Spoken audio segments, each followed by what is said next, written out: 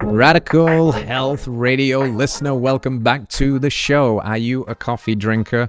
Are you conflicted on whether you should continue or should discontinue coffee? Well, I'm talking to Adam Von Rothfelder today, the founder and CEO of Strong Coffee Company. And he is a wealth of information on the molecule that is caffeine, this burnt bean juice that some of us like to partake in, but also the delivery mechanism. He has a instant coffee product that also has MCT and collagen and L-theanine and adaptogens, and we have a conversation all about that, using caffeine as an effective tool, but also a lot of his story, overcoming adversity. He was a fighter, he came from a rough background, he learned a lot, lost his brother to suicide, and lots of wisdom that comes from that. Also growing this business, and a business deal gone very bad with Whole Foods that almost ruined them and put them in the ground, but they are still here now, fighting for strong coffee, fighting for strong values, and fighting for health and freedom. So it's a fun one. If you're interested in the coffee conversation or you want to upgrade your coffee, this one is for you. We'll see you on the show.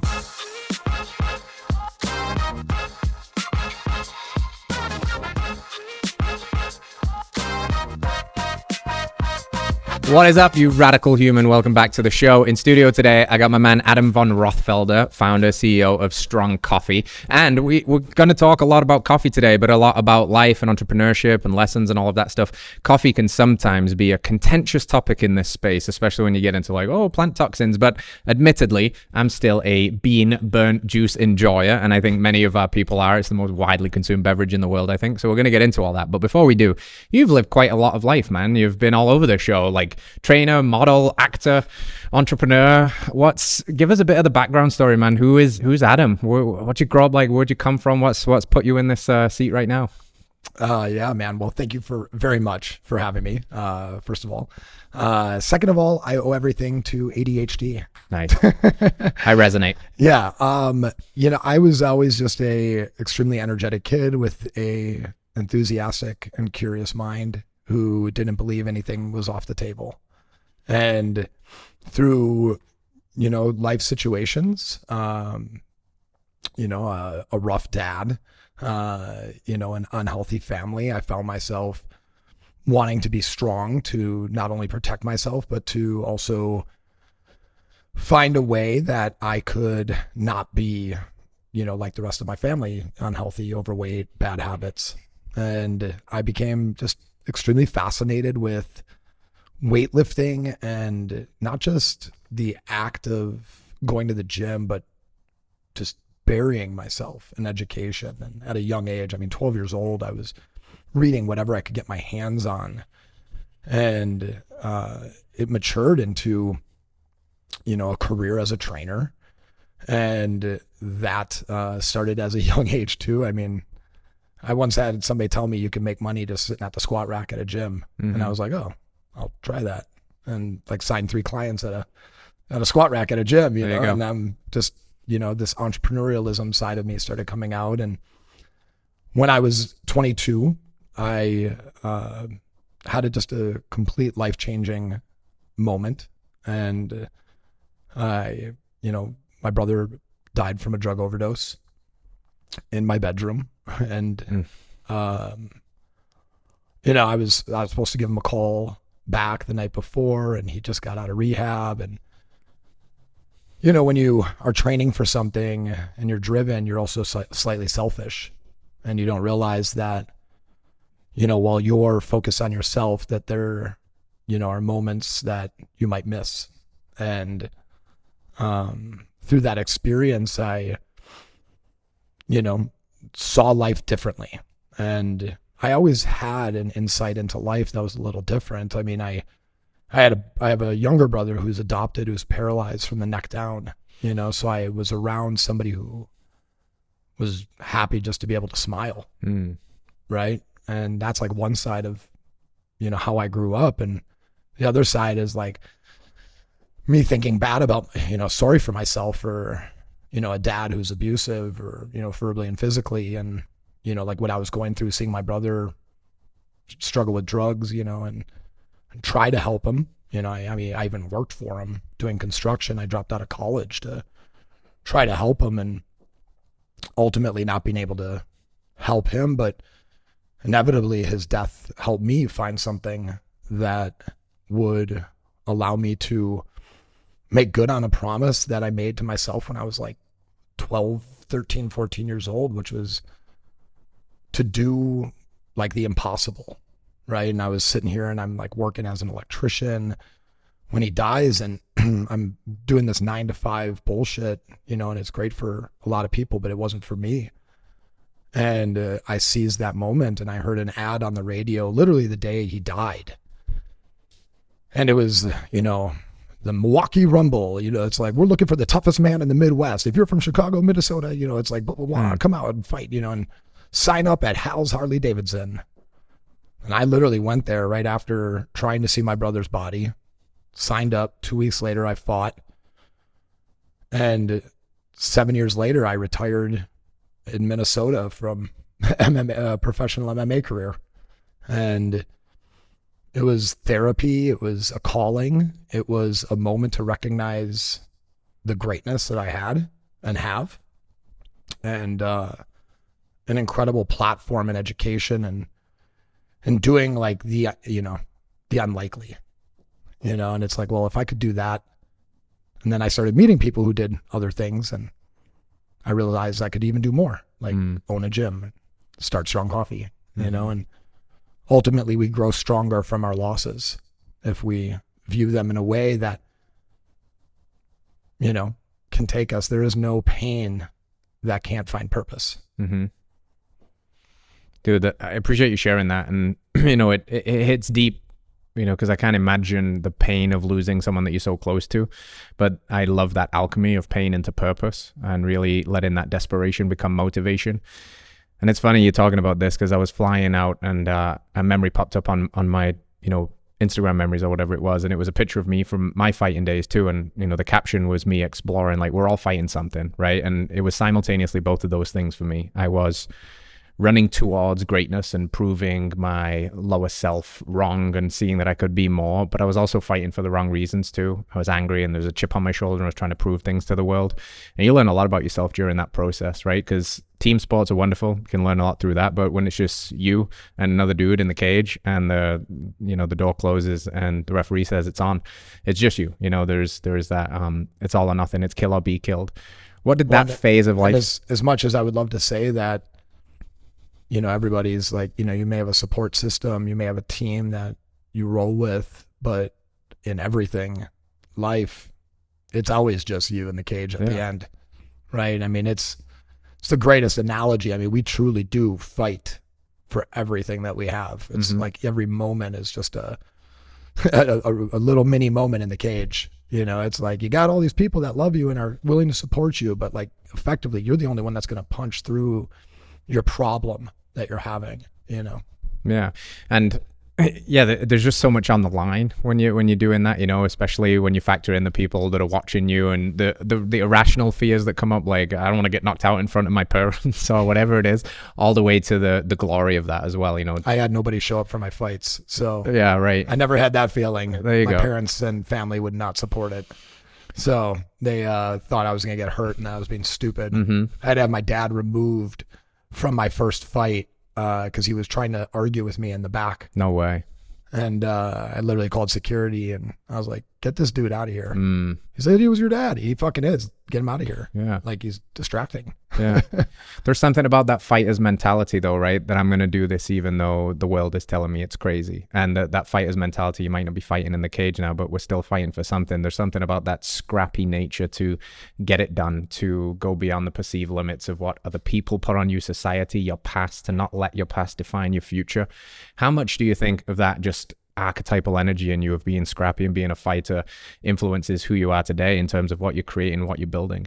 I mean, I think everything. I mean, I've never been one to just believe what somebody tells me, right? Like, I mean, I literally walked out of catechism.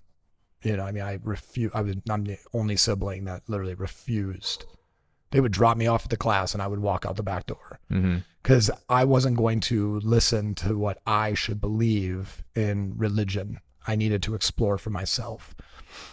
I think that today it is no different than the two-a-days fighting, in a cage. It's just the arena has changed.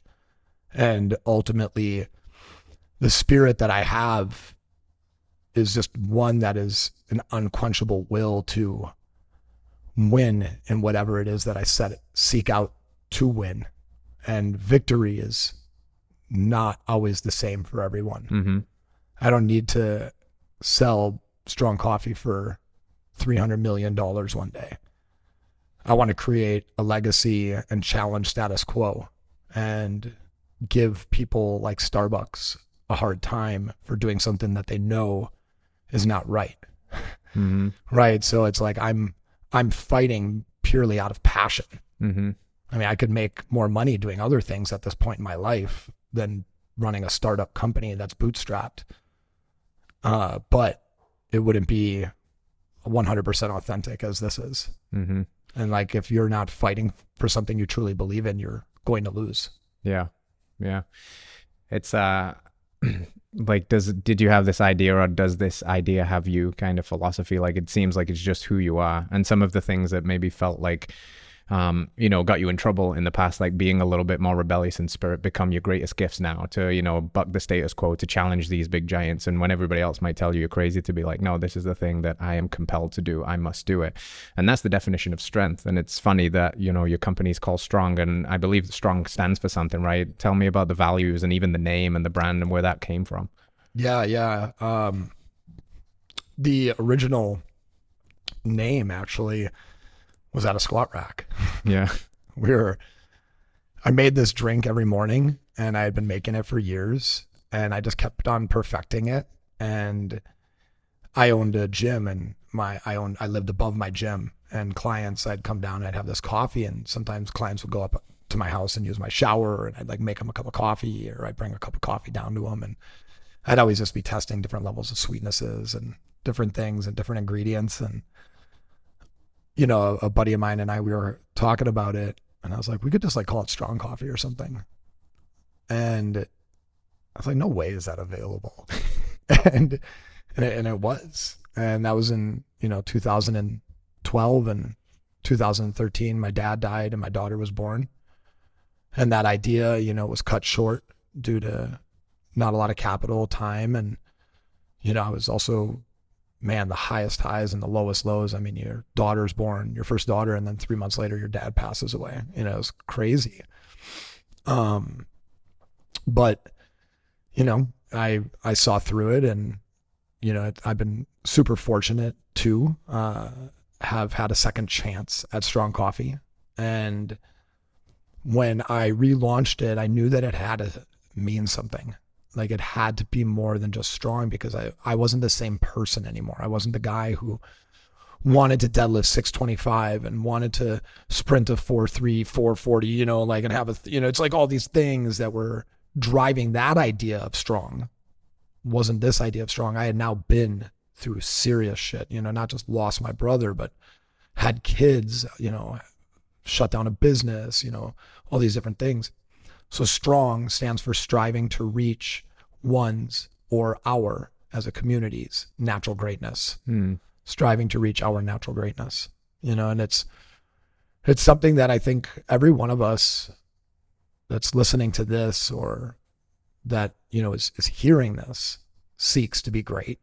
And again, that greatness can be defined and seen in so many different ways, but ultimately it's achieving a higher level of something that you love.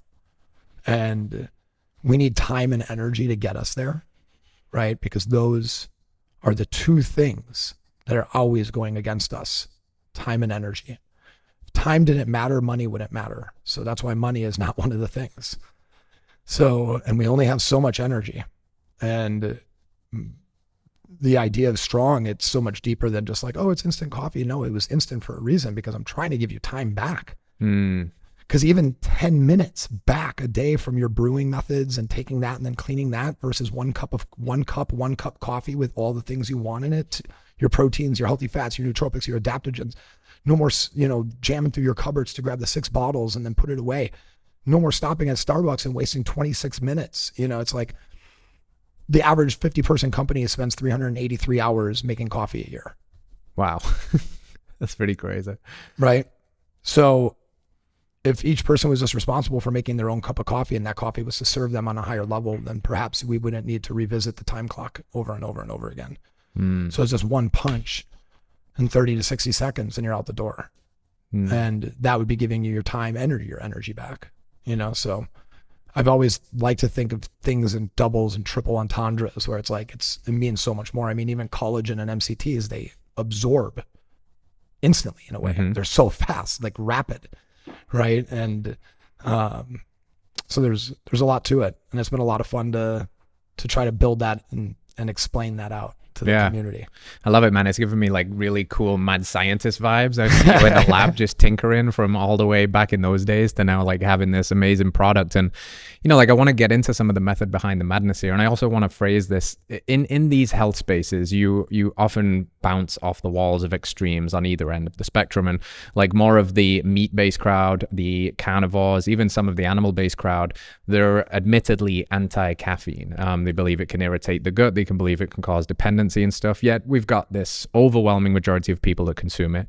Sadly, or beneficially, however you frame it, it's the number one source of antioxidants in the American diet, which points at the fact that it does have antioxidants, but also like our diet. It's also a very high, it's also, I think, the second highest or first highest source of fiber. Interesting. Yeah, so very interesting. There's roughly 2 to 4 grams of fiber per cup of coffee. Yeah, right. And this is what I've always been interested when hearing you speak about coffee, because even though you're saying it's an instant coffee and we've teased some of the things that are in it, it's so much more. I mean, I grew up in England where coffee culture is only just coming in, like the third wave coffee culture at least. So we had this freeze-dried, like instant Nescafe nonsense. Absolutely rubbish. My dad drinks it to this day, but it tastes terrible.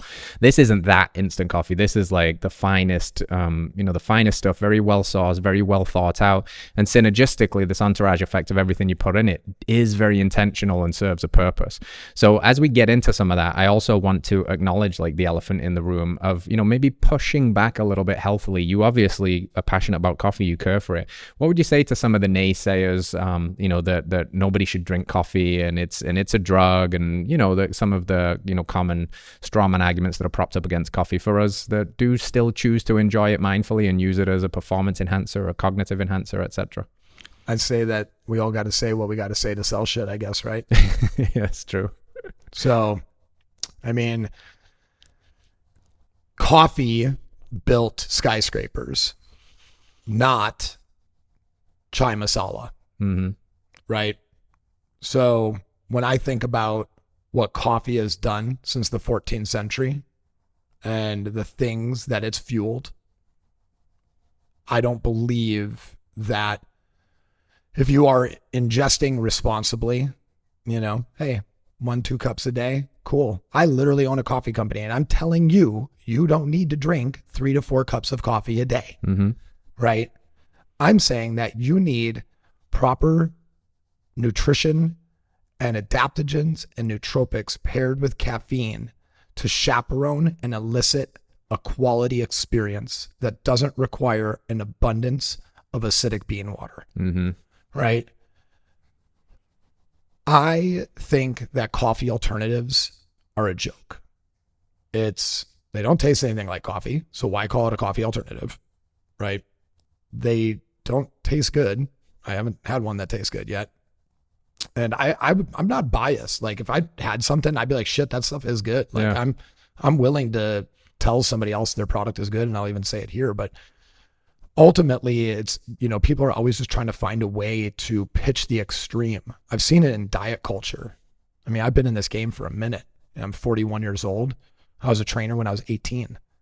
I've seen so many diets come and go. I mean, my first book I ever read was Barry Sears, The Zone, and then it's like Atkins diet, read that one. I was like 14 or 15 years old when I read those books. And when I think about the extremes now, it's like, you go from paleo and then it's like then we get to this like meat eating stage and then it's like, okay, only meat. Okay. And then it's like, well, vegans, right? It's like, there's this extreme where it's like, well, meat kills you. Well, if the same people that are saying that vegetables kill you, that are drinking meat, that are eating meat, say coffee kills you, well, then the other person is saying what they're saying is wrong. So then are they wrong about coffee too? And then it's that person is saying that, and it's just like, It's just one big web of bullshit reads on studies. Can caffeine cause some people to have anxiety? Yes. Right? Can caffeine cause gut issues? No, I do not believe so. I believe bad coffee can. There's a difference between caffeine and coffee. So if you have a good source of coffee, right? If you have lower acidity coffee, are you going to have lower gut issues? Yeah. If you paired coffee with collagen and MCTs, are you going to have lower gut issues? Yeah.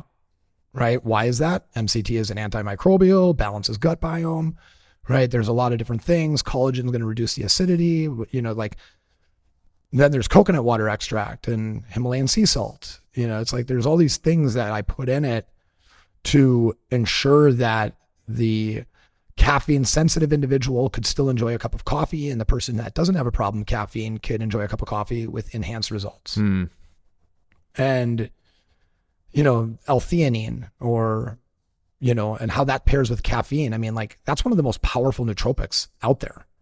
100 milligrams, 150 milligrams roughly of caffeine with 150 milligrams of L-theanine is such a strong nootropic. And it's like, that's what we have in every cup of coffee. And then you look at the history of coffee, like really where it, and breakfast for that matter. Like we all want to get like really big into like this conversation of intermittent fasting. And personally, I was somebody who was a massive proponent of it. But then when you like read more about circadian rhythm and the way ghrelin and melatonin are produced, effectively, we've actually been intermittent fasting completely backwards. We should all be eating breakfast, and then we should stop eating at around 3 to 5 p.m. because that would be the best way to optimize our sleep patterns, reduce overeating, right? There's so many things that could come in play with that. Well, because we have a busy morning, we subscribe to the idea of intermittent fasting by not eating in the morning because it's convenient to the reality of our lives. Yeah. But if we did do it this other way and we chose something like strong coffee to break your fast that has proteins and healthy fats that's going to stabilize blood sugar. We have athletes that wear blood glucose monitors all the time, Oura rings. Their levels literally drop when they drink strong coffee. Right. And that's like, I've personally seen it on Sam Dancer, who just won the Masters and World CrossFit Games. Yeah. He drinks strong coffee daily and his blood sugar is just like a laser, and I think that when we look at the last piece of strong coffee, was really interesting to me that I didn't discover in the initial formulation, but do you know coffee comes from a berry? Yes. But I only learned that relatively recently though. Dude, how crazy is that? Yeah. Right. So it comes from this bright red, beautiful berry. And that berry, coffee berry, has been thrown away since the 14th century. It literally has the name cascara, as cast away, right? And there is an extract that is the polyphenols that are drawn from that berry are the richest source of polyphenols on the planet. And just 100 milligrams of a specific extract of that coffee berry called neurofactor, which we have in our coffee, increases an essential neuroprotein in your brain called BDNF by almost 200%. And when you look at studies that talk about neurodegenerative diseases and Alzheimer's, what are they measuring? BDNF. So when you look at India, their BDNF levels are astronomically higher than our average American BDNF levels. And their likelihood of Alzheimer's and neurodegenerative diseases is ridiculously lower than ours. And that is like one of the strongest correlating things. It makes sense when you would take probably the greatest world's energy source from food, that it would also be a knowledge source, right? That it would have that other piece initially attached to it.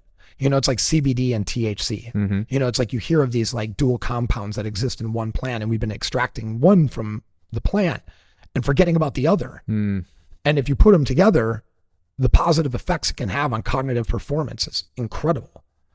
And that was, the one one of the biggest aha moments in my head was like, anybody, it's like proteins and fats and all these things, like that was awesome. But like reconnecting the bean with the berry in one instant formula where it's like,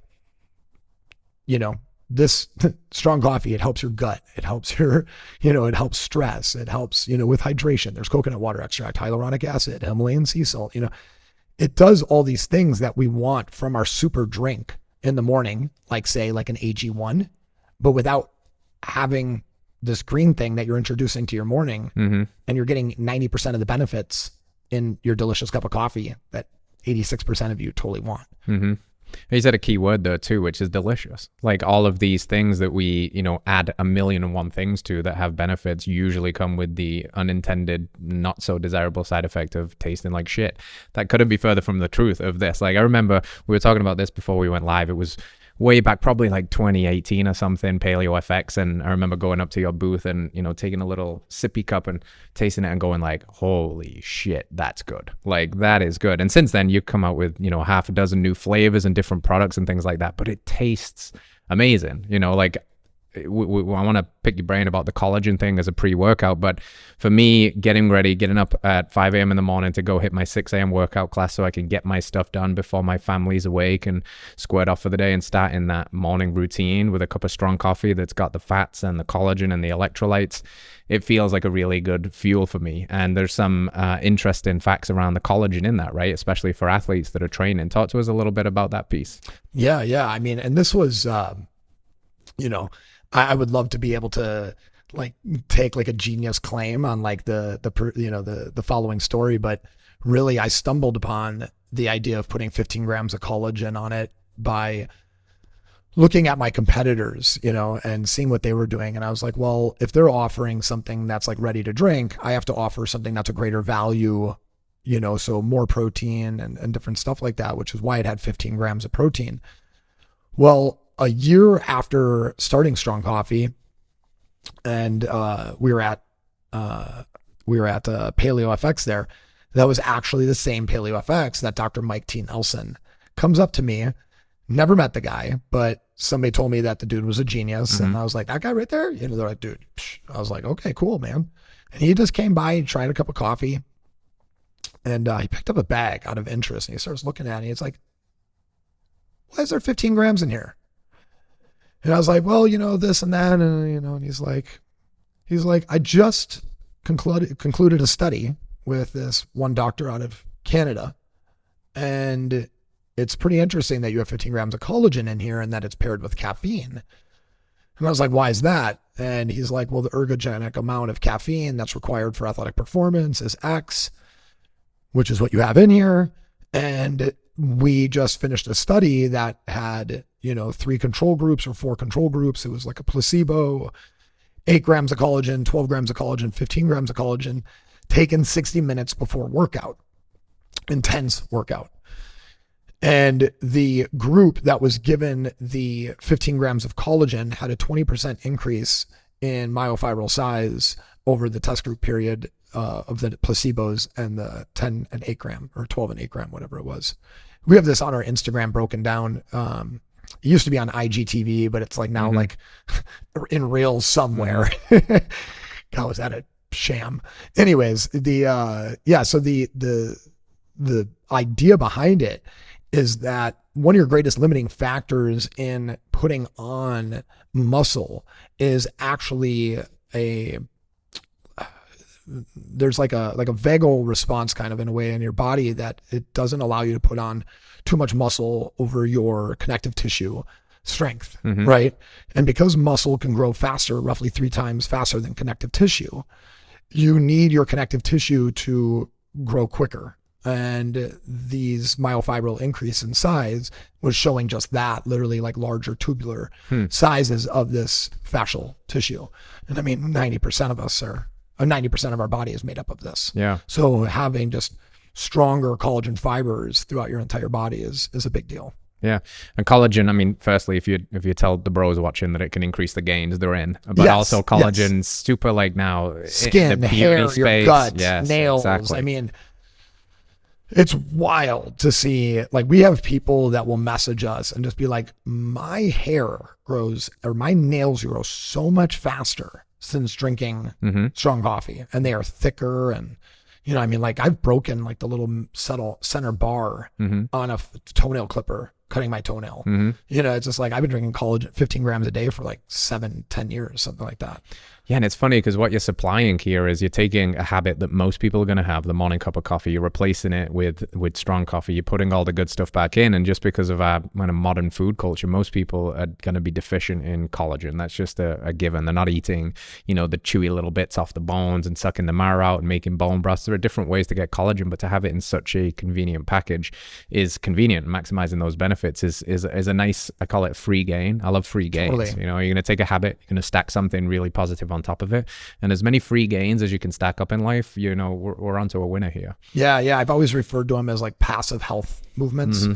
So it's like once you make the decision, every moment after that is completely passive. Mm-hmm. Like buying an expensive mattress is an incredible passive health decision, where it's like once you make that decision, that $5,000 mattress is going to take care of you for 8 years. Yeah. Way better than that $1,000 mattress. Mm-hmm. You know, and it's like the same goes with strong coffee. It's like once you make that switch, you're getting so many things taken care of for you, and you're reducing certain things that you're only making your life better for the same dollar amount per cup, lower more than likely per cup. So you chose this product because, like you were saying, time is so valuable. You want to make something that's low barrier to entry. It takes like 60 seconds to make one of these. All you've got to do essentially is boil your kettle and add the water. You mix it up and it's good to go, which obviously brings in instant coffee. Now this, for the coffee purists, is like they get a little snobbery around it and all of that stuff. We were joking around about this, but we raised a really interesting point about this instant freeze-dried, really quality coffee counteracts some of these other negative effects. Like potentially, we hear a lot about mold and stuff when it comes to coffee. How big of a concern is mold in generic coffee? I mean, I don't like to overly lean on this because I never want to be overly woo-woo, you know, and some people think this conversation is very woo-woo. I'm somebody who actually reads the ads, and I read what people are responding to on Instagram ads, and some of the disbelief on mold is kind of wild. But if you look it up, it is roughly 56% of all packaged coffee has mold. Okay.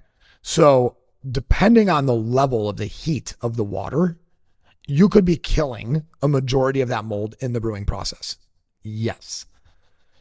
You could also have mold in your coffee maker. Yeah. There's a lot of places for mold when moisture is present, and beans are packed with moisture, right? They literally have, you know, small amounts of moisture that are stuck inside of them, even after the roasting process, the oil, like all these different things. Where when that coffee also could be a year old by the time it got to you. Right? So technically, if you're talking about snobbery, you should only be drinking coffee that was roasted in the last 30 to 60 days, based on what coffee like aficionados say, which that coffee to me never even tastes that great, right? It's so bold and just like fucking punch you in the face. It's like, hey, if you like drinking whiskey and you don't make this face afterwards, you know, it's like, you watch guys drink whiskey and they always make the, savages. Yeah, it's so good. Whatever you got to tell yourself, you know, to make yourself feel good for spending that much. But when the way our coffee is sourced, it is picked, cropped, right? Roasted within a week to 2 weeks, and then freezed and then brewed almost instantly because it's in the same system, and then freeze dried. Contrary to belief, whether you eat vegetables or not, if you're on the side of eating vegetables, you know, frozen broccoli has way more nutrients than fresh broccoli, right? Well, so does freeze-dried coffee. The amount of antioxidant in it are drastically higher. And if we, as you stated earlier in the conversation, are 76% of all of our antioxidants in America come from coffee, I would probably want a higher source of antioxidants in my coffee then, right? Considering that so much of us are debilitated from stress and things in our body that are destroying us from the inside out, right? So freeze-dried coffee, everybody wants to have this, you know, versus bean coffee, you know, and versus ground coffee, you know, versus the way that we brew it, you know, is it drip? Is it French press? Is it, you know, everybody wants to have that conversation because they're just being distracted by something that doesn't matter. Like, what coffee is better because of where it's from and who roasted it and how long they roasted it for? Maybe if it was a leather jacket, right? Maybe if it was like a classic car that was handcrafted for you. But I want to know what coffee is better for me. And for anybody that's concerned with their health and their performance and their focus, that should be the real question, right? Because if your job is to pick up that tool and do those things, you want that tool to be the best tool at doing those things. You don't grab a wrench and start pounding nails with it. And that's like what coffee is to like 99% of all your tasks, traditional coffee. Strong coffee, though, rewrites the wrongs that coffee can have for certain people and amplifies the experience to make sure that you have like a 24-volt lithium ion drill that you're just pounding these screws through because you have the right tool for the job. And it's the same tool every time. Like, coffee can be super inconsistent. You're talking about a difference of hundreds of percents of caffeine from cup to cup, depending on how you weighed it, how it was roasted, all these different things. Caffeine is like one of the greatest productivity tools out there and ergogenic tools for metabolism and all these different things for burning fat. But if you're not getting the right consistent amount, of course you're going to have a shitty experience, right? Like, if you take too much of anything, you're going to have a bad experience with it. You know, somebody is like, oh, I'm trying to microdose. And then they take too much and then they're like, bad experience. Well, yeah, because you didn't take a microdose. You know, you didn't have a proper way of measuring that thing. You know, and we do. It's controlled. Take the scoop, put in 10 ounces of water. We did all the science for you, right? We did all the concoctioning and, recombobulating, right? And I mean, there's 32 reiterations of the base formula to get the levels right, and that's people like, it's like everything has like a different tone, an acid, a base, like adding salt then like interacts with the sweetness. And then it's like more sweetness. It's just like finding everything that works so that it's just one scoop for you in the end. Yeah. Beautiful. Are you concerned with pesticides in coffee and, hot water exposure and things like that, leaching into the brew potentially? I know it's supposed to be a very heavily sprayed crop, as most crops are, and pretty... We use all organic coffee beans. We have everything tested for herbicides, pesticides through our testing. And I mean, that's not something that has ever come through. Amazing. And it's all batch. Yeah, it's all batch tested. It depends where it's grown. Yeah. So South America and other places are a lot more prominent for more herbicides and pesticides. Where's strong coffee coming from? Colombia and Mexico. Yeah, beautiful. Yeah, I try to stay as close to the North American continent, to be honest with you, just because of sourcing purposes. And it totally came in handy during COVID. I mean, we would have been screwed if we were getting it from somewhere else. Yeah. Yeah. So much care and attention and thought process and mad scientism and everything has gone into this brew. And, for a lot of people, like, they probably never even thought about, like, everything goes into that. They just want the cup of coffee. They just want the caffeine. They want the dopamine. They want to go about the day. So many people, thousands, hundreds of thousands of people are running through your McDonald's, your Starbucks, your Dunkin' Donuts every single day, never asking a question about quality and such. Just how bad are the big coffee, if we were to call it that as an industry? Like, just how bad are the roasts? Like, why shouldn't people be drinking Starbucks coffee every day? Yeah, I mean, one, it's expensive. I mean, if we're in an environmental an economic situation that everybody wants to be more focused on spending less and, having more money to do the things that they truly want, they should probably stop spending $7 on a inferior cup of, Joe. I mean, a single cup of Starbucks can have a high amount of GMOs, and not just Starbucks, but any of these coffee dispensaries, right? They're selling sugared drugs, right? Because there's two things that are super addictive: caffeine and sugar.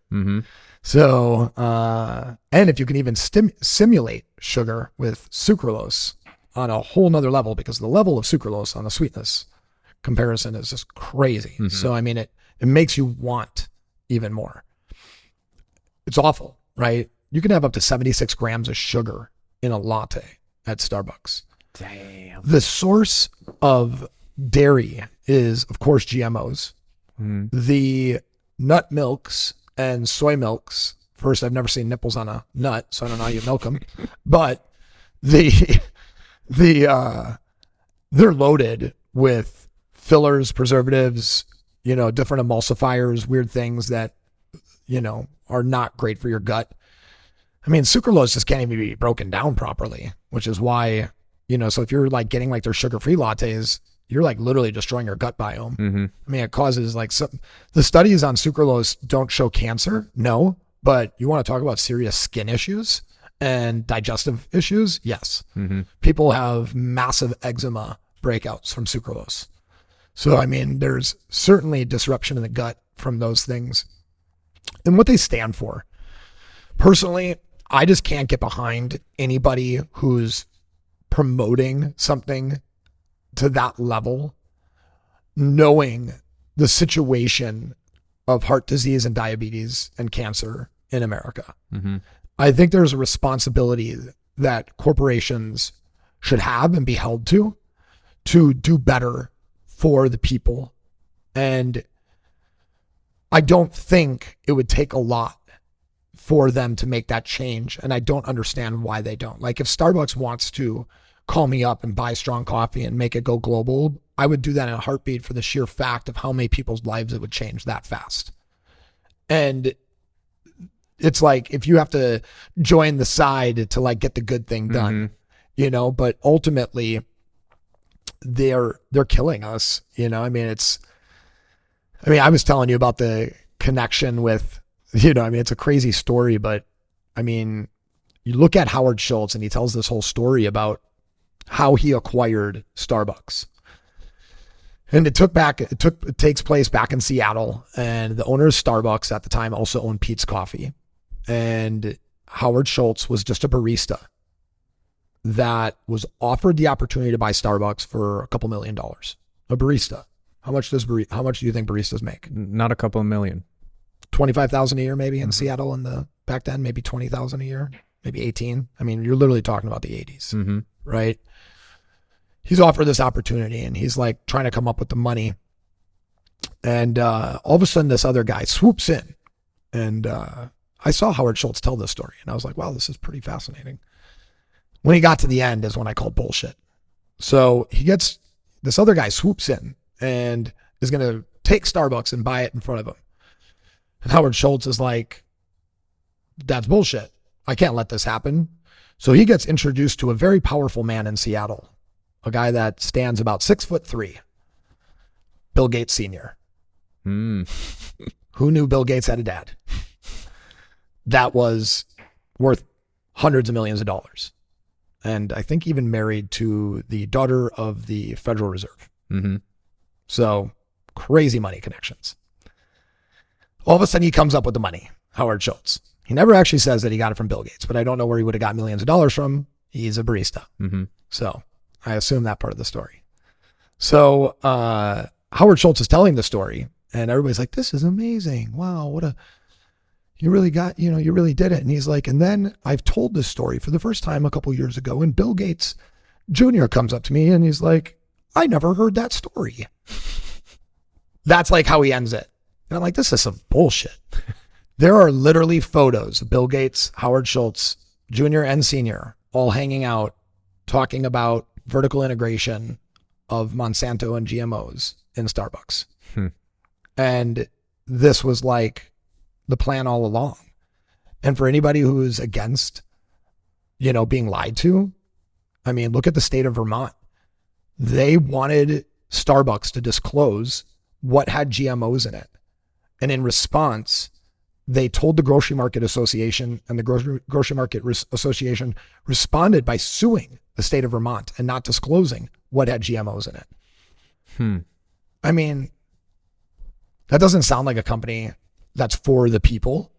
I mean, you can do whatever social kind of, "Ooh, look at us" bullshit, but you're still selling, you know, laced drugs, like GMO laced drugs. I mean, it's so, you know, it's, I just, you know, I fancy myself kind of like a sheriff of the system. Mm-hmm. I don't want to let people get away with things, you know, and that's like something that I can't let go. Dude, what a crazy story. It is a crazy story. You can look it up, man. There's some, I mean, it's pretty wild. When he told me when he said that, I mean, we were in front of thousands of people at a summit event. And I was actually really excited to hear him talk because I'm just starting a coffee company. Yeah. And my goal was like, Starbucks is going to buy me, right? Because I'll create a pebble so big in their heel that they'll have to. When I heard that story, I was like, I must destroy them. Because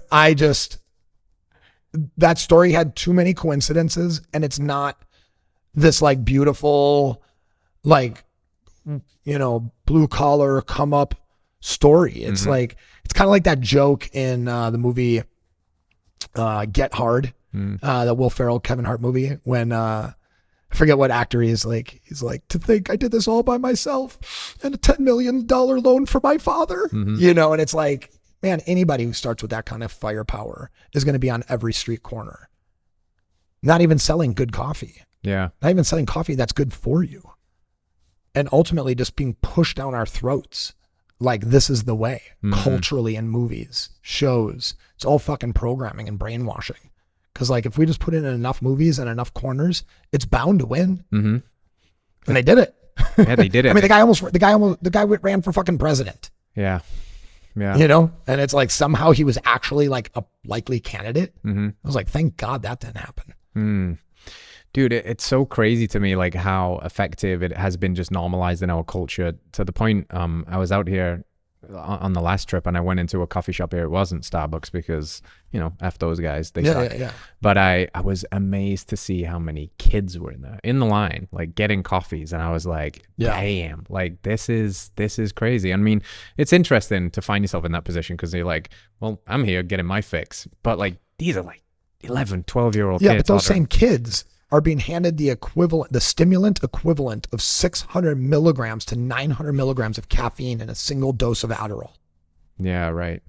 Right? The brain's not meant to handle that. No. So it's like, personally, I would rather my kid drank a strong coffee than an energy drink. Right? The citric acid, all these like weird, you know, ascorbic acids, like all these different weird things that are in there. They're chewing away the enamel on your fucking teeth to like destroying your gut, you know, biome. You know, it's carbonation can like mess you up. I mean, there's all different types of things where it's like, yeah, man, I see kids standing in line at Starbucks spending $9, you know, on some crazy sugary latte. And then you see an ad, you know, you're watching like a Disney show and like, it was like a little ad that popped up and it was like 46% of kids today have early onset heart disease. Teens. I'm like, what the fuck is going on here? You know, that's crazy. And it's just normalized to do this. And I mean, you even see in movies, oh, we're going to have a long night. Everybody grab coffees. And it's like, people are drinking 32 coffees, like during a work shift, working on Wall Street. And you're like, that's how it's done. You know, and it's like, no, it's not. It's just a movie. Yeah. It's so interesting. There's also, I've got some like Spanish and Italians in my family on my wife's side, and they're the kind of, you know, espresso after dinner kind of people that are like, oh, you know, coffee doesn't affect me and I'll sleep fine without it. And, you know, that kind of breaks down when you actually look at sleep lab studies and science and things like that. So it's really refreshing actually to hear somebody that obviously you're passionate about coffee, you care for it, you sell it, but you're also, you know, preaching like a mindful use of it, that like, yeah, we probably shouldn't have 12-year-olds, you know, going out there. If they were going to go out and get the molecule, which is caffeine, the vehicle that it's delivered in matters a lot. You know, we could have high fructose corn syrup, 79 grams of sugar, seed oils and bullshit, or you can get some collagen and some L-theanine to balance that out. So, you know, the dose makes the poison, quality really matters. So with that on the table, the product aside, what are some healthy caffeine habits? Like, what are some of the things that should be thought of? Like, is there a time that you think about when somebody should or shouldn't have coffee a certain time of day? Do you do the old like Andrew Huberman thing, like delaying a certain amount of time? Do you try and get natural light before you smash your coffee? Like, is there any healthy habits that you implement around your coffee behaviors? Early and often. No, I'm just kidding. Actually I've tried a lot of different things. I find that having my coffee it was never done on purpose, but it was usually like 45 minutes to an hour after waking up was usually like my first cup of coffee on just like a normal basis, just because like I'm doing other things first thing in the morning, probably sex, right? Go to the bathroom, drink some water, let out the dogs. That'll wake you up. Yeah. Wake up the kids, then make my coffee while I'm like making them breakfast. So it's like I'm up at like 5 a.m. and I'm probably having my coffee at around like 6:30. And then kids are, going to school at 7 o'clock. And that's it for me. I may have a half a cup of coffee in the afternoon, like a half a cup, or 2 gummies, or a gummy has been extremely beneficial because it's so hard to drink a half a cup of strong coffee, just because it's so good that I find the gummy is super helpful, that I can just eat one and just get a little dose. A lot of people misunderstand coffee as they're like, oh, it gives me energy, when in fact, it's actually just helping you. It's covering the brake. It's not stepping on the gas. So you just need, because coffee has a half-life, you don't need a full dose as a follow-up. You just need a half dose or maybe a full dose, depending on like how long ago you had it, but it'll compound and help you cover the brake a little longer, right? So it's like that 120 milligrams of caffeine after a couple hours is actually 60 milligrams, right? But you take another 60 milligrams and you do have 120 in you now, so it's like, okay, well, that's roughly how much I need to block my adenosine receptor. And that's what's happening with coffee. So your body develops adenosine inside of your brain, compounds over time of the day, and it says, I'm tired. And that's what it says. Coffee says, shut the fuck up. It's like, you're not tired. No time for that. You have no time for that. We have TPS reports we have to finish, and so people who are like, oh, I need coffee to wake me up. You actually don't. You don't. But if you enjoy coffee and you want it first thing in the morning and you have a hard time kind of getting going, yeah, coffee can be that for you, but really coffee keeps you going, doesn't get you going as much as people kind of think. Yeah, that's interesting. And we kind of glossed over, because you and I know what you're talking about when you say gummies. But people might be like, gummies? What's he talking about? Are you talking about gummy worms here, or are you talking about THC? No. We explain a little bit about these gummies. So these really came, drops. These gummies came from the idea that drinking a pre-workout or a coffee before a workout is not a great idea, right? The carbonation, the sucralose, the artificial sweeteners. If you burp up like fruit punch, you get punch in the stomach, any of that kind of stuff. And then also fast acting. If it's like you drink something, it on average takes like, 3 to 5 minutes to drink like a 10-ounce drink of, of liquid, unless you're like a chugger, Well, it's like that takes that much time to get down to your digestive tract. Then it starts absorbing, and now you're getting that energy. Where it's like with these 2 gummies, you're getting all the energy of an energy drink, a cup of coffee, whatever it is that you're replacing with this, but with a perfect amount of adaptogens, nootropics, and amino acids to not allow any anxiety, any jitters, any crash, and give you a higher level of cognitive focus. I mean, coffee doesn't actually help you think better, right? There is no real cognitive increase from coffee itself. It's very minimal. Coffee berry gives you a serious cognitive increase. Literally, in the study, they declared that it makes learning new tasks easier. That's what higher BDNF does, because it allows for greater neurological bridge building. So you're building these bridges faster. And those bridges are new things that you're learning, right? And connecting to old things, because we connect everything, right? Oh, that's like this, and then you figure it out. So these gummies just make taking that energy and those nootropics and adaptogens, the ashwagandha, coffee berry, L-theanine, all these things that you want, and just putting it in 2 really easily accessible bites. The last thing you want to do is show up to a meeting on time or late with coffee in your hand. Right? It's like, well, how the fuck do you do that? You're on time, you're late, or you're late, you're really late. It's like keeping these in your car, keeping them like at your desk, just having them, and it's like, you don't want to be the person that runs also into the office with an energy drink. You know? Right. I just feel like it's like kind of teenager looking. Yeah. You show up to a meeting with me with like a can of energy and Yep. talking about financial numbers. I'm not going to really take you seriously. Yeah. Now, I like that approach of like really utilizing it and seeing it as a tool. And that, if all you have is a hammer, everything looks like a nail. You've kind of got a little caffeine-induced Swiss Army knife here to use as a tool for the task at hand. Like, regardless of your personal viewpoint on coffee and whether you choose to enjoy it or not, it's very hard to argue the literature in terms of the bore out benefits, and particularly for physical performance, right? Like, it's a pretty Totally. big game changer. Well, and because physical performance has a different caffeine amount for everybody, like on the high side, it's 180 milligrams is, a great amount for athletic performance, increase in endurance, breathing, better breathing response. Well, that's for a 200 some pound person. Yeah. So the idea behind the drops was like, how do you microdose your caffeine with the proper amount of adaptogens and nootropics with that amount to give you that experience, but maybe just at a lower level, or if you're lighter at the same level, so it's like somebody who's 260 pounds can take 4 gummies and on an ergogenic and metabolic and, level, they're just going to be where somebody would be that's, 180 pounds at 2 gummies. So it's nice to be able to do that. Find the number of gummies that works for you. 1, 2, 3. Yeah. Very cool. Very cool. What has being in the creative process of building the brand, I know that you've been instrumental in the logo and the naming. And I think a lot of the times when somebody has a product, people make the assumption that a lot of the creatives can sometimes be outsourced and you're just paying some random dude on Fiverr to make you a logo. But I've heard you talk a lot more about that kind of, creative, the artist in you that's had your hand in all of this to through every single iteration.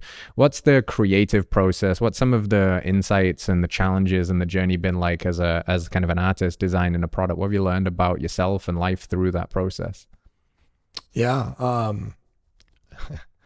When I was a kid, I got in a lot of trouble for carving Z's into everything. Zorro. I literally wore a Zorro mask, Nice. grabbed a paring knife, and I carved it into a grand piano. Wood banisters, probably at least 10 Z's were carved in that house before I got my ass whooped. There's something about a mark. Yeah, you like to leave your mark. Yeah, there's something about that. There's something about the placement and the idea behind it, the why, and ultimately, the strong coffee, I really, on a creative level, have had my hand in every single piece, if not have just done it myself. Right. And that's even to making ads, that's the packaging design, the mugs design, the t-shirt designs, colorings, that's 99.9% me. I mean, I have to hand off certain artistic things because I don't use Photoshop. I use Canva to get my mind out. I'm a Canva fucking master. I've designed shirts on Canva that we've sold, $10,000 worth of t-shirts, on Canva. My guy's like, where are these files coming from? And I'm like, dude, Canva. He's like, what? And, but I think when I was launching Strong, it was so apparent to me what I was doing and why I was doing it. And my why comes from a place of truly caring. I mean, I grew up with a brother who was paralyzed. He wasn't born into our family. We adopted him that way. We chose to. I've trained countless of people for free for my concern of their health, mentally or physically, when I owned a gym, right? There are restaurants that I never have to pay for in Milwaukee out of sheer fact that I helped these restaurateurs that had no money and were stressed out of their minds. And it's just because I saw that they needed my help. You know, and I mean, there were times that I had no money to my name and I was still training people for free. And it was like, thank God I can go eat at their restaurant for free because we don't have any money for dinner. And, you know, through that growth and through that process, when given the opportunity to create Strong, there were two things that really, you know, were important to me. And one is that Strong meant something more, right? And two, that I truly came from the heart. And that it was like authentic to me, to like everything, like no reverse engineering a market, no what is anybody else doing, no copying people, none of this bullshit. Like, you are an original, do that, right? And I looked down at a drawing of a coffee bean that I was drawing, and I just kind of just drew another bean next to it, making a heart out of a hunch. And I was like, a coffee company with a heart.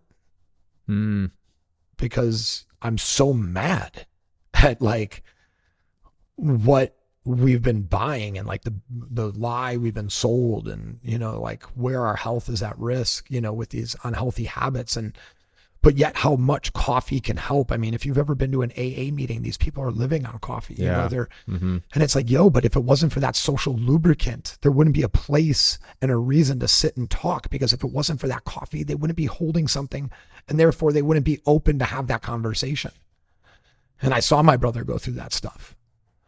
And so I wanted to give people that energy and that vibe. And I found myself too, like living in LA, that I was dumbing myself down for people. Like I was always high because like my energy was so much for people. But if I was going to train these billionaires that are all so fucking low vibe, like why are like some of the richest people so low vibration? That to like be around them, if you are not low vibration, you are too much. So I'm like, yeah. Right? I'm like, I will bring you all up to my level. And that's what Strong Coffee was.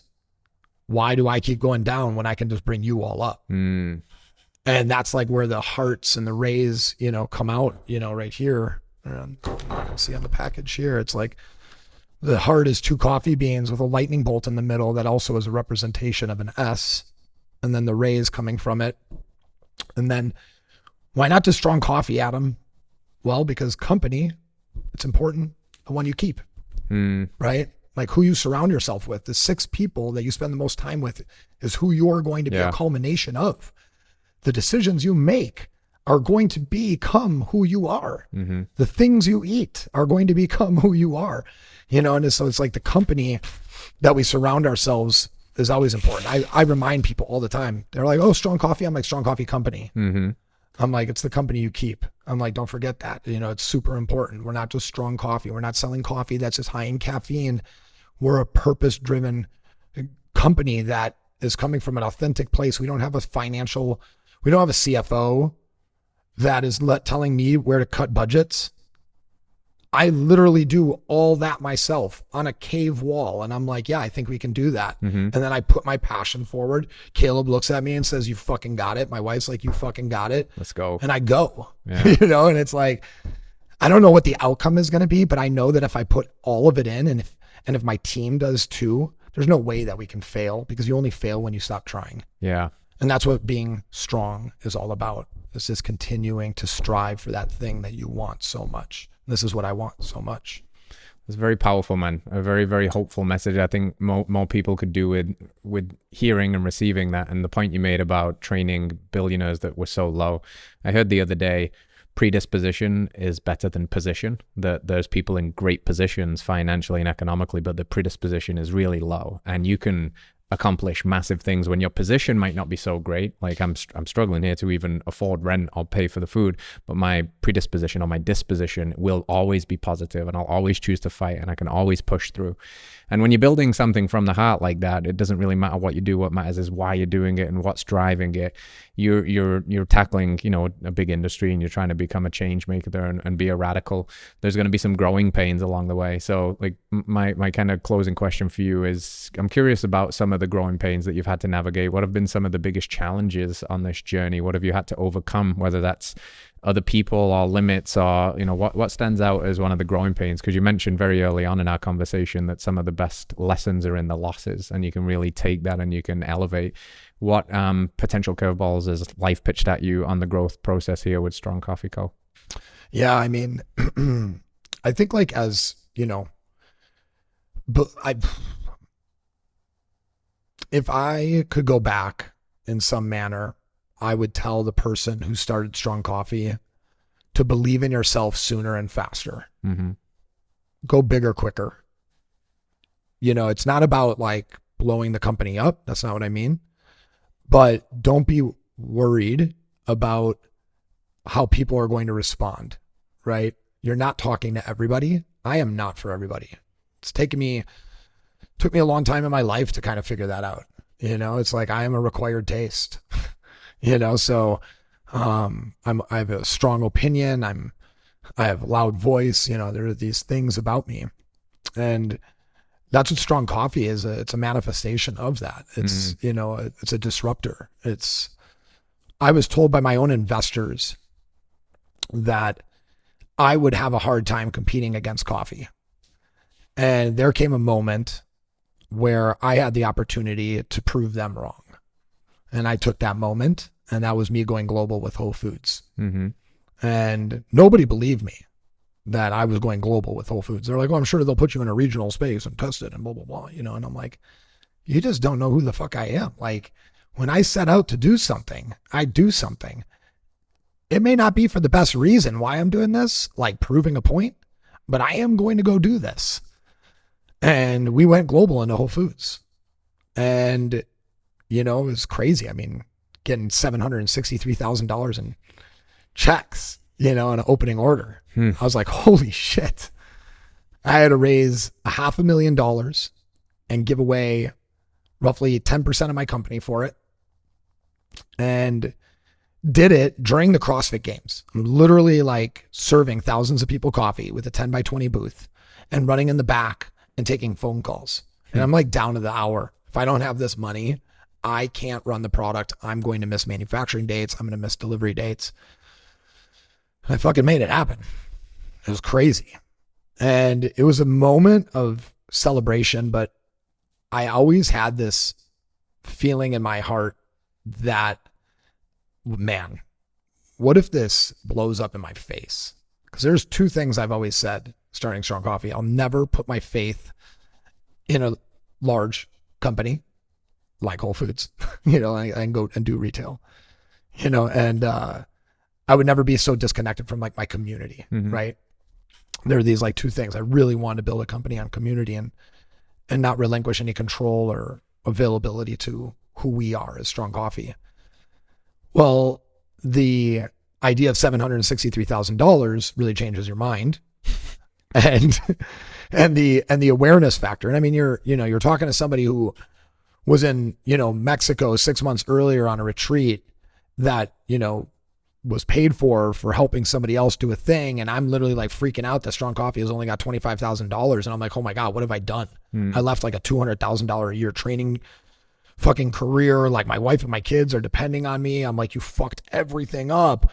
To all of a sudden, you're going global in Whole Foods. So 3 months after the initial order, we still have zero visibility on velocity in store.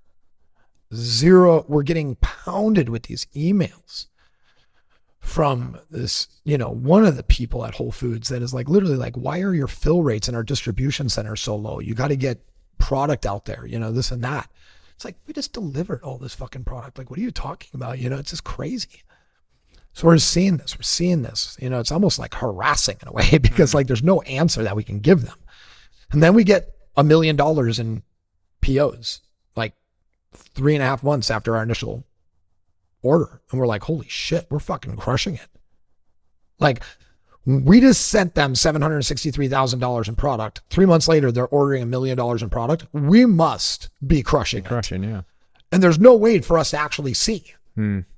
We can't actually see how much is actually selling in store. So the 8 weeks later, after we committed all of our capital and took a line of credit out, $500,000, made $1.2 million in product. Cause I'm like, we're crushing it. One, I'm gonna make some extra product because they're gonna like need more, and we're gonna need more because like clearly like our company is about to blow the fuck up. Like, I don't know what's going on here.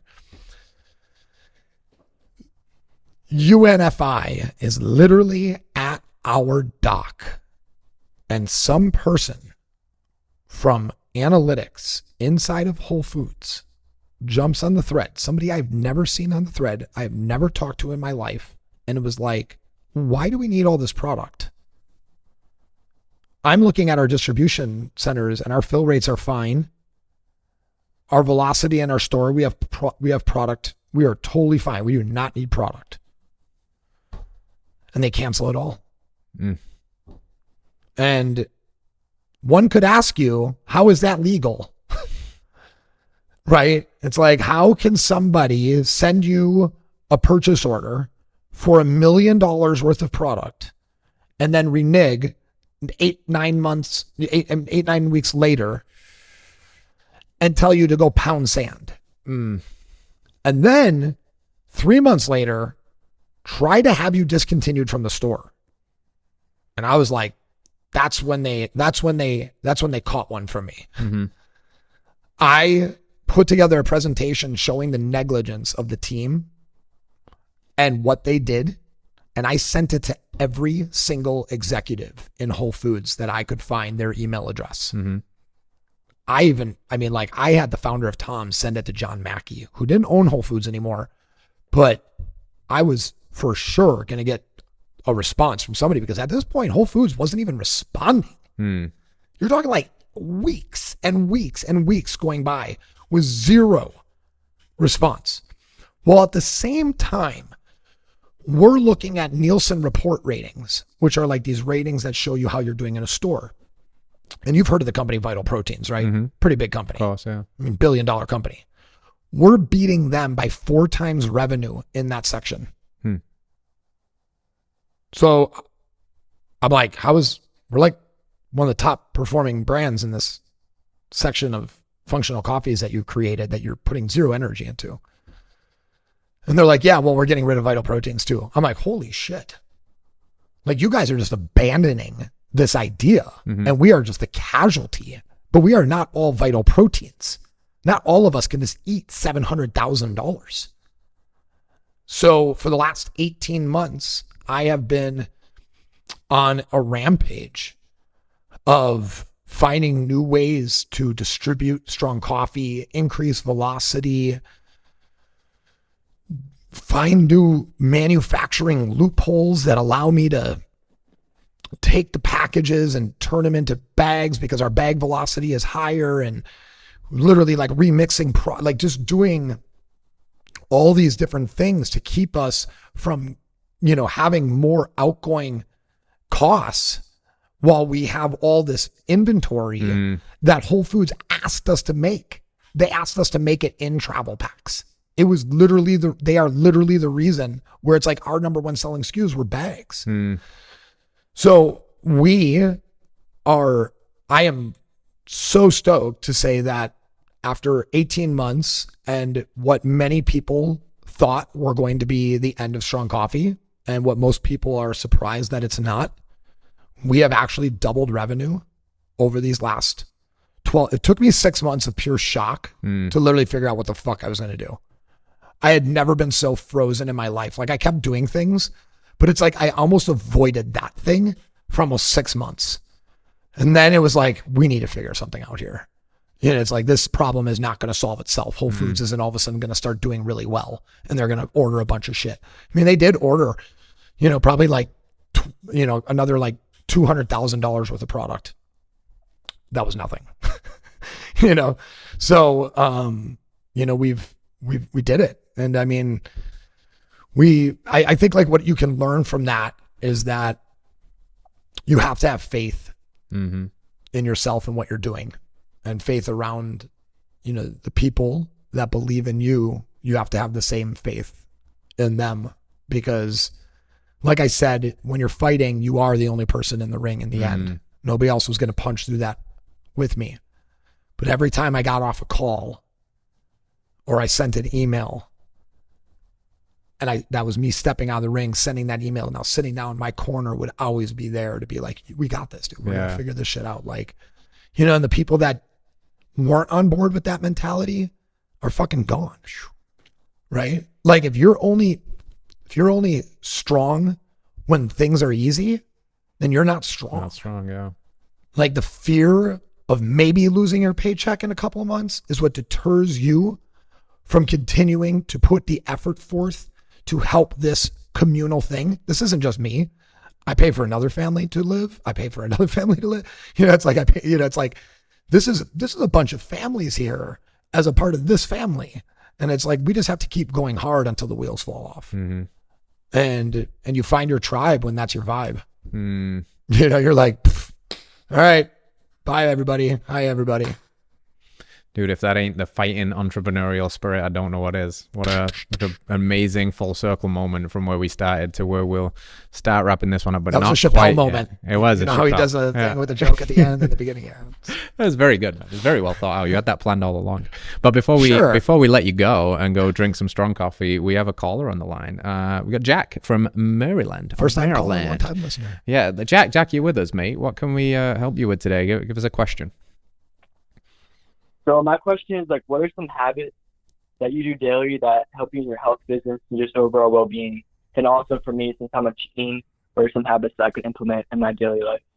Boom. Take it away, man. What's some good healthy habits? So to understand the question, it was what can you do on a daily to just help your overall health habits? Yeah, and considering that Jack's a teenager, like maybe kind of reverse engineering this, what do you wish you'd done at 19 years old to really build some good healthy habits to set you up for future health and success and all that stuff?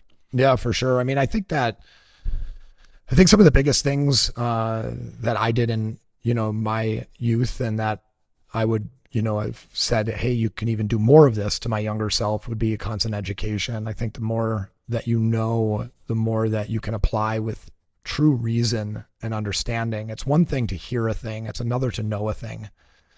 And ultimately, education is always going to be the root of greater success. Mm-hmm. And it can be from experiences. It can be from books. It can be from podcasts. It doesn't always have to be reading, but that's how I started. I started reading cover to cover magazines. And I mean, at the time, magazines had like order forms in the back or a number you could call to get like a book delivered. And then I'd like be reading the position of flexion, you know, and it's like how to gain X more muscle with like deeper reps and, you know, so I think that if you just want some like key takeaways and not be told like, hey, just go read more.